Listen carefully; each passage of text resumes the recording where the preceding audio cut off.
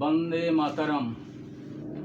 আমি চাই আগামী 48 ঘন্টার মধ্যে ভারত যেন আমার অর্থ এবং ক্ষমতা আমাকে প্রদান করে।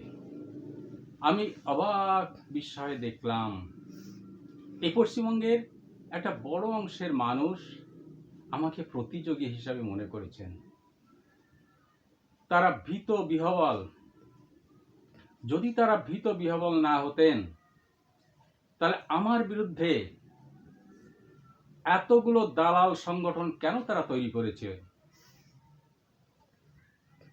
আমি পশ্চিমবঙ্গের সমস্ত মানুষকে বলবো, আপনারা খোঁজ নিয়ে দেখুন কত লক্ষ মানুষ এই দালাল সংগঠন হিসাবে আমার বিরুদ্ধে কাজ করেছেন। আমি সমস্ত মানুষকে বলতে চাই, এই বিভক্ত পশ্চিমবঙ্গ তো বাদ দেন, অবিভক্ত বাংলাতেও কোনো নেতৃত্বকে আটকানোর জন্য এতগুলো দালাল সংগঠন কোনো দিন তৈরি করতে হয়নি। আমি বঙ্গভূমির মানুষকে বলি, অর্থাৎ খুলনা, যশোর, বরিশাল, ফরিদপুর, পটুয়াখালী, কুষ্টিয়ার মানুষকে বলি, তোমরা পরিষ্কারভাবে জেনে নাও, আইনগতভাবে বাংলাদেশ এখন বিভক্ত, অর্থাৎ বাংলাদেশ এবং বঙ্গভূমি নামক দুটো রাষ্ট্র পৃথিবীতে জন্ম নিয়েছে। তাই তোমাদের রাজধানী ওই ঢাকা নয়, তোমাদের রাজধানী খুলনা। এবং এইবার বাস্তবের মাটিতে আমার বঙ্গভূমির সৃষ্টির পালা, এবং তোমরা সেইভাবে মানসিকভাবে প্রস্তুত হতে থাকো। আমি পশ্চিমবঙ্গ সরকারকে বলছি, আপনারা ভারত সরকারের সঙ্গে মিলিতভাবে কাজ করুন। ইতিমধ্যেই আপনারা জেনে গেছেন পশ্চিমবঙ্গে 1 কোটির বেশি বাংলাদেশি শরণার্থী মানুষ এই পশ্চিমবঙ্গে বসবাস করছে।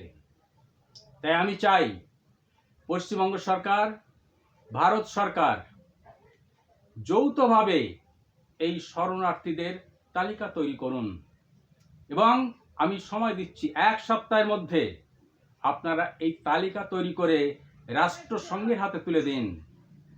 কারণ পশ্চিমবঙ্গ এবং ভারত সরকার, আপনারা ইতিমধ্যেই এই তথ্য জেনে গেছেন যে আইনগতভাবে বাংলাদেশ ভেঙে বঙ্গভূমি রাষ্ট্র বিশ্বের বুকে তৈরি হয়ে গেছে।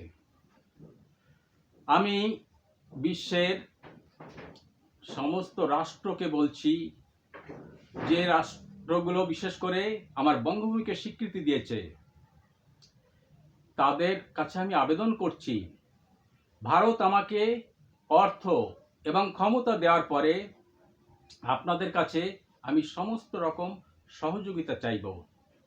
আমি কেন্দ্রীয় সরকারকে বলছি, যে কথা আমি কংগ্রেসকেই বলেছি বারবার, কিন্তু কংগ্রেস কর্ণপাত করেনি। ইন্দিরা গান্ধী 1972 সালে শেখ মুজিবের কাছে পরাজিত হয়ে দুহাত তুলে দিল, আমার হিন্দুদের সর্বনাশ হলো। তো আজকের যারা ভারতের ক্ষমতায় আছেন তাদেরকে আমি অনুরোধ করছি, আপনারা অতি দ্রুত এই শরণার্থীদের সংখ্যা রাষ্ট্রসংঘকে জানান। প্রথম হচ্ছে 1971 সালে যে 1 কোটি হিন্দু এই ভারতে এসেছিল, যাদের জন্য বাংলাদেশ তৈরি হয়েছে, অথচ বাংলাদেশ যাদেরকে ফেরত নেয়নি, সেই তথ্যটা রাষ্ট্রসংঘকে জানান। আর একটি তথ্য, 2010 সালে জনগণনায় প্রায় 2,87,00,000 বাংলাদেশি সারা ভারত থেকে চিহ্নিত হয়ে আছে, সেই সংখ্যাটাও রাষ্ট্রসংঘকে জানান।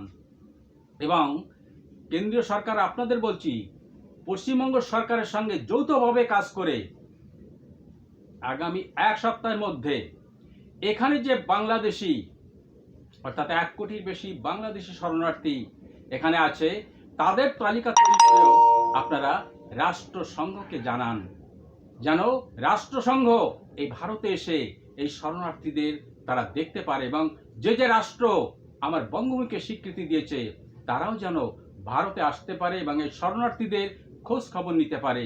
এই কাজ আপনারা অতি দ্রুত করবেন, এই আমি আশা রাখি। জয় বঙ্গ।